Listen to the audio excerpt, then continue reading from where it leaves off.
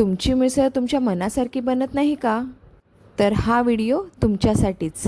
व्हिडिओमध्ये मी अशा टिप्स आणि हिडन इन्ग्रेडियंट्स सांगितलेले आहेत की तुमची मिसळ परफेक्टच बनेल. तर मिसळप्रेमींनो, करूया सुरुवात. सर्वप्रथम आपण इथे मसाला बनवून घेणार आहोत. त्यामध्ये मी एक मोठा कांदा, अर्धी वाटी सुकं खोबरं आणि एक लहान टोमॅटो घेतलेला आहे. हे सर्व आपण भाजून घेणार आहोत व्यवस्थित. कांदा आणि खोबरं व्यवस्थित भाजलं गेलं की आपण त्यामध्ये लसणाच्या पाकळ्या आणि थोडा अद्रक टाकणार आहोत. सर्व भाजलेलं मिश्रण थंड करून आपण व्यवस्थित एकदम फाईन पेस्ट करून घेणार आहोत. आज आपण इथे सफेद वाटाण्याची मिसळ बनवणार आहोत.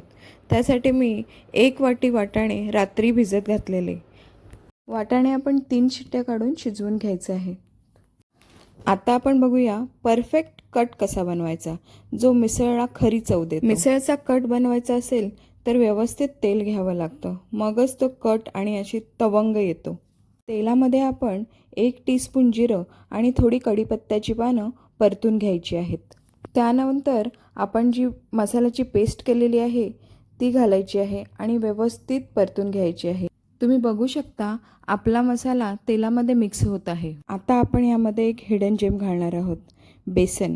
हो, आपण यामध्ये 2 टीस्पून बेसन घालायचं आहे. बेसन घातल्यानंतर आपण मसाला छान तेल सुटेपर्यंत परतून घ्यायचा आहे. तुम्ही जे पाहत आहात ते तेल सुटलेलं नाही आहे.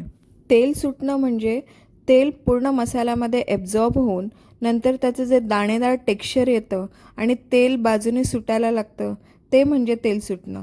जर का तुम्ही ही स्टेप मिस केली किंवा घाई केलीत तर तुमची मिसळ तरीदार होणार नाही. व्यवस्थित दाणेदार टेक्स्चर आलं की आपण त्याच्यामध्ये 1 टीस्पून हळद आणि 3 टीस्पून लाल तिखट घालायचं आहे. 1 टीस्पून जिरा पावडर, 1 टीस्पून धणा पावडर आणि 1 टीस्पून गरम मसाला घालायचा आहे. सर्व मसाले पुन्हा आपल्याला तेल सुटेपर्यंत परतून घ्यायचे आहेत. त्यानंतर आपण त्यात गरम पाणी घालणार आहोत.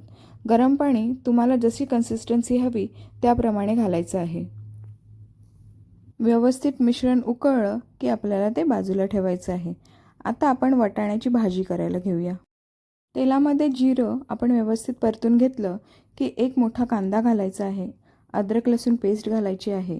हळद आणि तिखट घालायचं आहे. तिखट यामध्ये मी कमी वापरलेलं आहे कारण आपल्या तरीमध्ये आपण व्यवस्थित तिखट वापरलेलं आहे. भाजीमध्ये हे गरम पाणी घालून आपण एक उकळ घ्यायची आहे कारण आपले वाटाणे आधीच शिजलेले आहेत.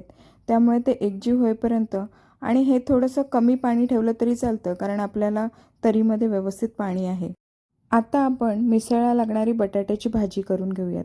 तेलामध्ये जिरं आणि कढीपत्ता व्यवस्थित परतून घेऊन त्यामध्ये हळद घालायची आहे आणि त्यामध्ये उकडलेले बटाटे घालून व्यवस्थित परतून घ्यायचे आहे. आपल्या चवीनुसार आपण मीठ घालून वरून कोथिंबीर पेरून घ्यायची आहे. बटाट्याच्या भाजीमुळे आपल्या मिसळची कन्सिस्टन्सी खूप छान होते आणि तशी चवही खूप भन्नाट लागते. मिसळीला लागणारं सर्व काही आपलं आता रेडी झालेलं आहे.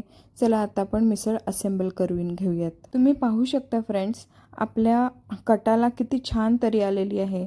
म्हणून मी सांगितल्याप्रमाणे एकही स्टेप मिस करू नका, घाई करू नका. आणि तुम्हाला जर हा व्हिडिओ आवडला असेल तर नक्की सबस्क्राईब, कमेंट आणि शेअर करा. थँक्यू.